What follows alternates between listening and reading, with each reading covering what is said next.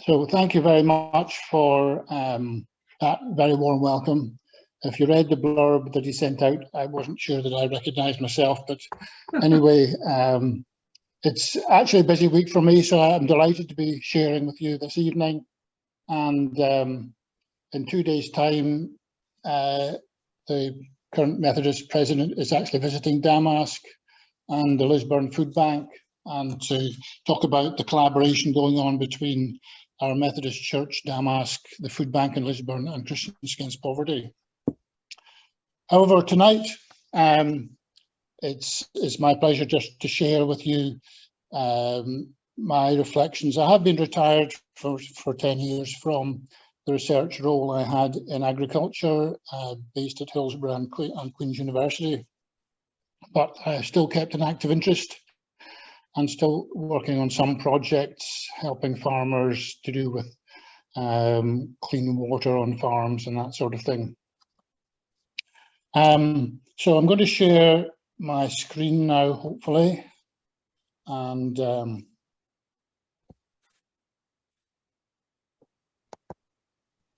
does that come up for everybody? That's okay. You might want to change it to the view. Change the view. That's okay. Yes, fine. So I've extended the title slightly to cover more of what I'm sort of speaking around to the environment, food, climate change, and world instability, facing a perfect storm, question mark. When you look at the picture of Earth that we see there, taken from space, we realize that when the astronauts first landed on the moon, and I can remember that day in particular, I'm sure most of us can, they gave us a completely new perspective on the world that we're living in. That is really a very small speck within the dimensions of space and time. And we're all in it together within whatever limited resources are there for us to share. And that's really part of what I'm thinking about. We share life in what is known as the biosphere, a sort of very thin layer over the surface of the Earth. It extends about 12 kilometers up into the atmosphere. So the biosphere, you can see, includes the atmosphere, the hydrosphere, the oceans and the water, and the lithosphere, or the Earth. The atmosphere goes up about 12 kilometers. The deepest ocean depths are 11 kilometers. But the soil where plants grow, it's really only 1.5 meters of soil where the vast majority of plants and many forms of other forms of life exist. So it's really an extremely small fraction and amount, and we have to share whatever resources are within that, and of course the energy that comes from the sun into that as well. And that small proportion of the Earth itself is a medium-sized planet round within our solar system. But our sun is only one of millions, perhaps billions of suns out there, as we see the latest telescope from science that's mapping and photographing the universe. And that small biosphere that we live in provides the essential services, which is a sort of new terminology perhaps to some of us. But the biosphere is providing essential services for civilization and for all living things. Atmospheric oxygen and carbon dioxide in the right balance, light, temperatures within a range that can sustain life, water and aqueous environments, and all the resources in terms of food, energy, protein, minerals, all the substances that we need for food and to live. So the biosphere contains these, some of them in very limited quantities. And not only do we need these substances, but we now know that plants and animals and all living things live in ecological systems that are very interdependent. So if you just take an oak tree like this, I think there are 23 forms of life, all depending on that oak tree, from the fungi down at the bottom to the birds, the moths, the butterflies, and all the other forms of life, both above and below the ground. I happen to be, one of my interests, I'm in the Northern Ireland fungus group, and we go out on forays around the country identifying as many fungi as we can find. It's really interesting that even just in the last few years, it's been discovered just how important fungi are to the whole ecosystems of the world. We actually know very, very little about what they do, but what we have been finding out is amazing. And for all that we do know in science, there's an awful lot more that we don't know. So this is the starting point. This is the world in which we live, and that we've been given. These are the resources. So we're going to think about the future of the environment, about climate change, and about food security are really my thoughts. And as somebody who lectured in arable farming and did research, the food side of it is important to me, perhaps more important than others might present, but this is the way I tend to think about it. So in 1977, I moved to Northern Ireland. You may have detected a Scottish twinge in my accent, or twang in my accent. So I moved from Scotland and started a job at Hillsborough Research. So in 1977, the world population was between 4 and 5 billion. And the primary thought in research and farming at the time was, can we continue to feed the ever-growing world population? And when you look at that graph of how the growth of the world population had accelerated so much and was growing up so rapidly, could we really continue to feed the world? And Malthus, who was born in 1766 and was a cleric, but also an economist, he had the theory that as human population grows, it would grow more rapidly than food supply would grow, and this would result in famines and wars and diseases, and then bring the population back down. I'm not sure what John Wesley thought of those theories, but anyway, the interesting thing is that when we look at what's actually happened over this period, from when I was teaching in the 70s up to, well, not quite up to present time, the green line represents the growth in population, and the blue line represents the increase in food production. So in actual fact, between this graph started in 1960 and you go up to 2000, the year 2000, the population had doubled, but food production had gone up by 2.5 times. And in fact, right up to the present day, food production has actually increased more rapidly than population. That's a remarkable achievement of agriculture, science, and human determination, that we have actually managed to keep increasing food production ahead of the population of the world. So how has this actually happened? Well, over that period, we've had more and more efficient farming techniques, and by efficient, I mean we are capturing more of the sunlight into the crops in order to generate the food that we need.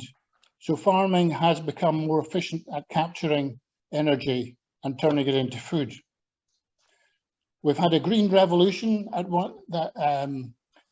30 years ago, when new varieties were bred which had less straw and more grain, when they were more efficient at using the nutrients that were available to them. And these were introduced into a lot of the, shall we say, less developed countries and helped to step up their agricultural production. So varieties, breeding of new varieties was really important. That was in the days before genetic manipulation. Greatly increased use of fertilizers to maximize the yield potential of crops, and the development and use of a wide range of fungicides, herbicides, and insecticides, which are largely grouped and known as pesticides. I'm not putting any bias on these, I'm just stating what actually happened. We improved the water management, drainage, irrigation systems, better farming practices in terms of understanding rotations, intercropping, and cultivation methods. And also we could better transport food around the world and therefore use more effectively what we had. So those were all the developments that happened in the from 1970 or even earlier, right up to probably 2000. So we have become familiar to what is known as intensive agriculture. Now, a lot of those things you're looking at and saying, well, surely we're now complaining about a lot of these things. The pesticides have been banned in a lot of cases. Fertilizers are causing pollution and so on. But we've got to recognize that they are the reasons we're actually feeding the world today to a large extent.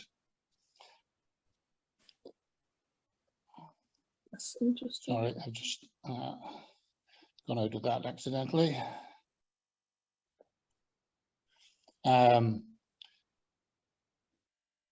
But what we know in more recent years is that these intensive developments in agriculture have generated a lot of problems.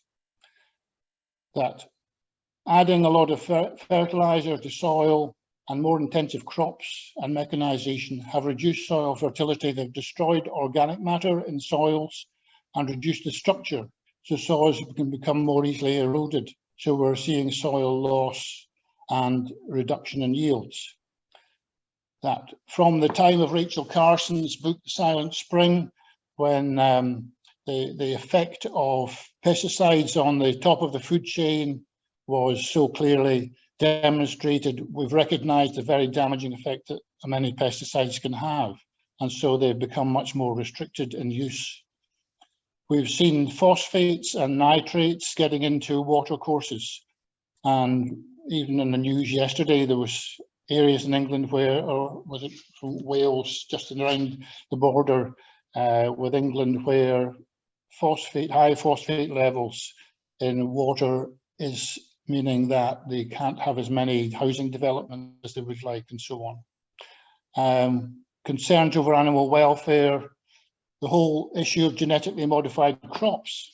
Now, I don't believe that genetically modified crops generally have been damaging in terms of the environment, but they have impoverished a lot of farmers because they tie farmers to large multinational companies who supply the seed, and farmers can't multiply their own GM seed. So they get tied into a high input and a high cost system that isn't appropriate for many countries. So I think genetically modified crops have been very damaging in a lot of cases. And finally, we are seeing increased destruction of natural habitats for cultivation. And that is perhaps the most recent and most serious consequence. And we'll come back to that later. And the unequal distribution of food and the monopolies and those sorts of issues have all become part of it. So if we look today at what's happening in Indonesia, we see huge areas of what was pristine natural tropical forest being cut down into monoculture palm cultivations for palm oil.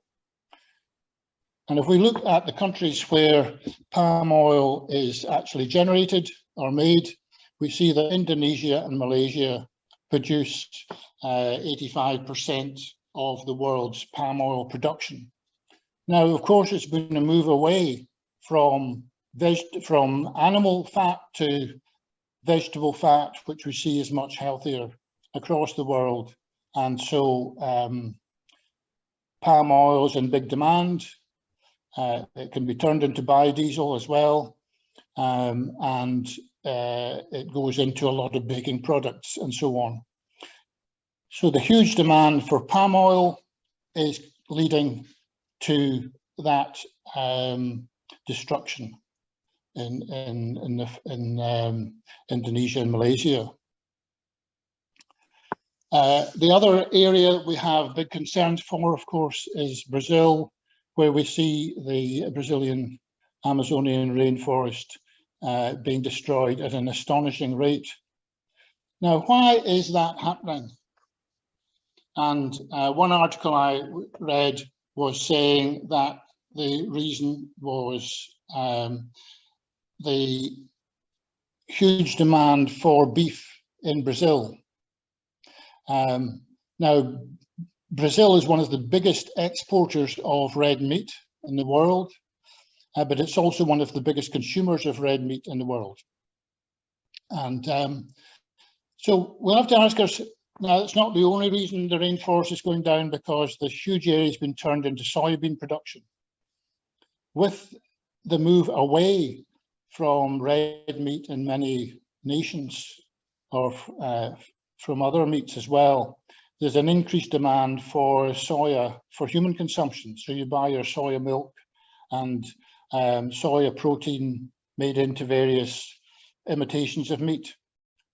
And that's driving cutting down the rainforest in order to grow soya to meet that demand. A lot of it's grown in Brazil and a lot of it in America. But there are other reasons behind this situation. And this is a very interesting graph, because this is showing the number of people living in extreme poverty in the world. And the dark purple line here represents the proportion of the global population in extreme poverty, which in 2010 was 16%, and in 2020 is 20%. So in fact, across the world, people are becoming better off right across the world. Now, I'm sure there are exceptions, and certainly with COVID, and that actually halted that decline. But it's one of the big trends that in many countries, South America, the Far East, and so on, China and India, the general population are actually becoming slightly better off. And what do you do when you've been living in very restricted circumstances and you slightly become better off? You actually increase your consumption of meat. So this graph here shows the average consumption of meat per person in different countries from 1961 to 2013. And we see the biggest increase is in Brazil. Huge increase from 25 to nearly 100 kilograms, because they're producing so much meat and they're consuming it and they're exporting it. The other country that we see on here where there's a big increase is China.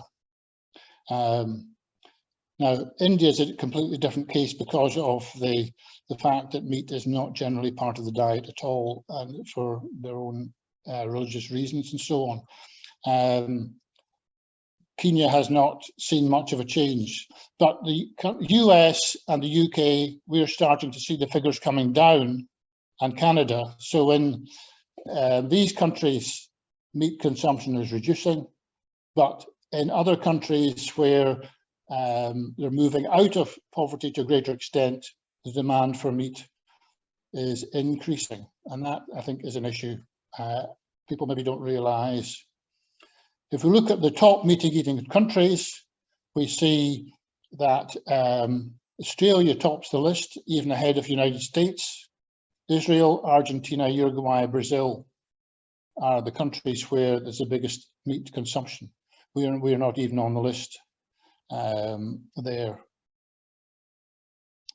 So I want to then share a bit about how land is used and relate this back in the sort of last bit, the sort of what I'm saying. Of the Earth's surface, 29% is land, say 30%, and 70% is ocean. Now, of that land that there is, 71% is habitable, 10% is glaciers. Well, it's probably come down a bit now, but anyway, and 19% is barren land, deserts, and so on. So of that, that proportion, 71% is habitable. Of that, 50% is used in agriculture, 37% is forest, 11% shrub, and so on. Now, here we come to the interesting bit.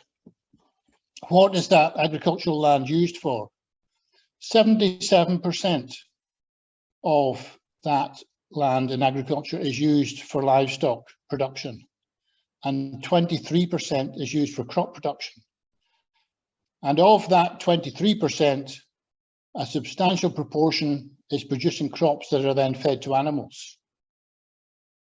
So actually, the amount of land that's currently growing food that we eat as vegetable matter is actually a very small proportion of the total agricultural land.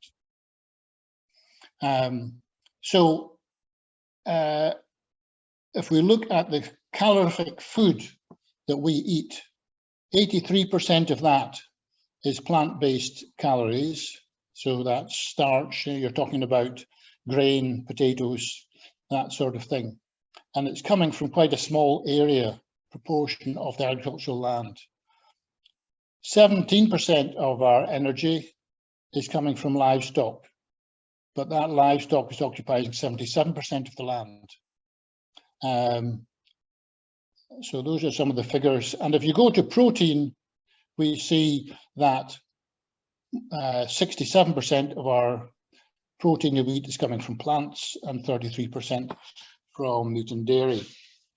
So what I'm saying here is that the fact that we're using such a high proportion of the land for livestock, if we moved that down to 50%, we'd have so much more land that we continue feeding the world with vegetable-based materials or plant-based food quite easily.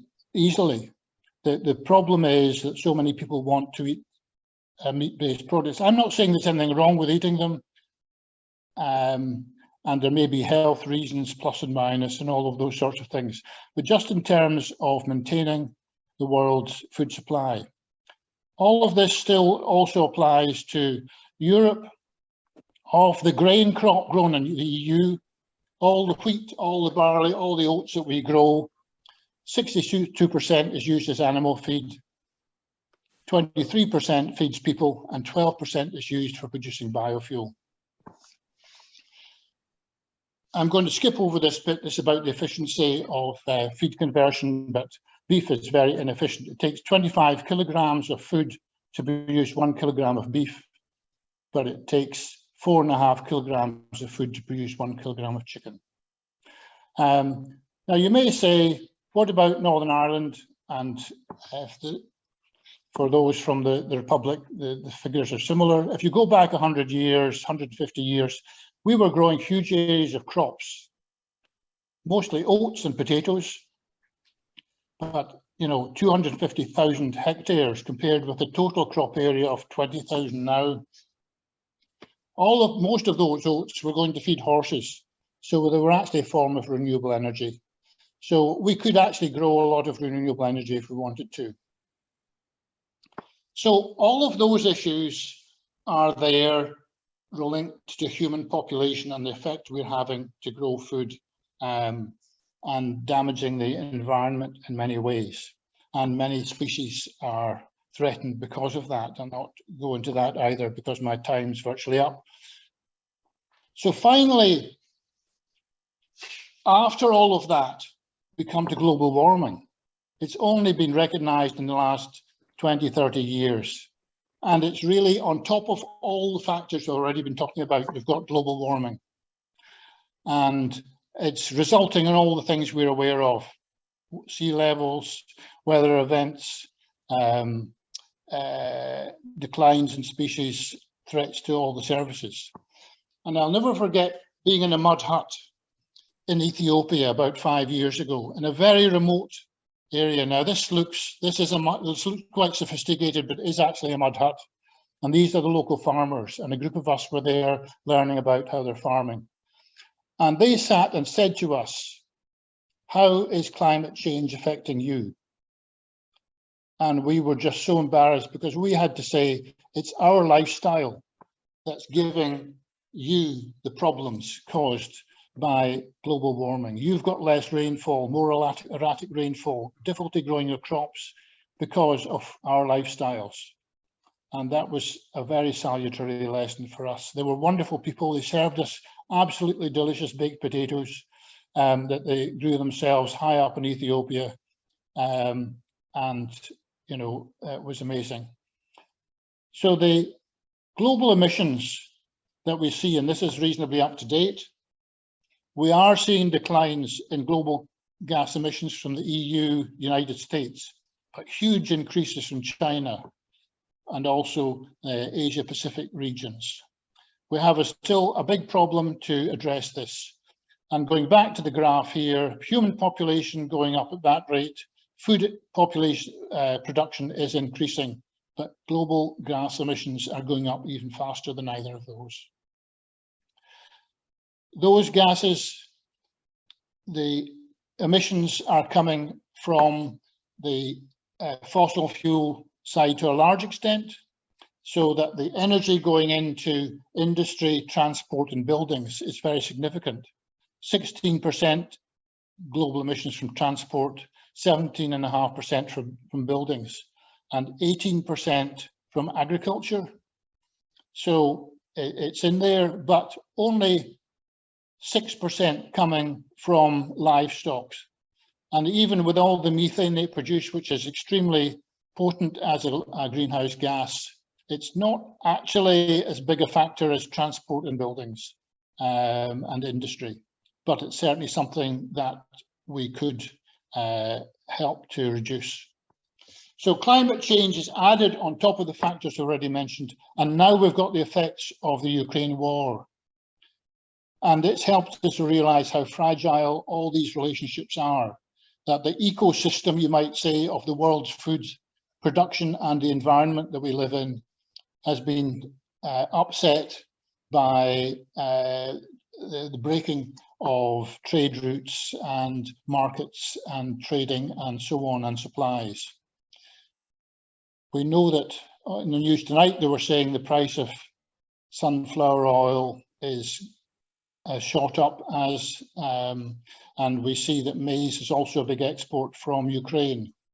And since the start of the grain war, global food prices have gone up extremely rapidly. And the cost of fertilizer has also gone up because it's produced in Russia. And China has also previously restricted supplies going into the West. So we have seen a big increase in fertilizers.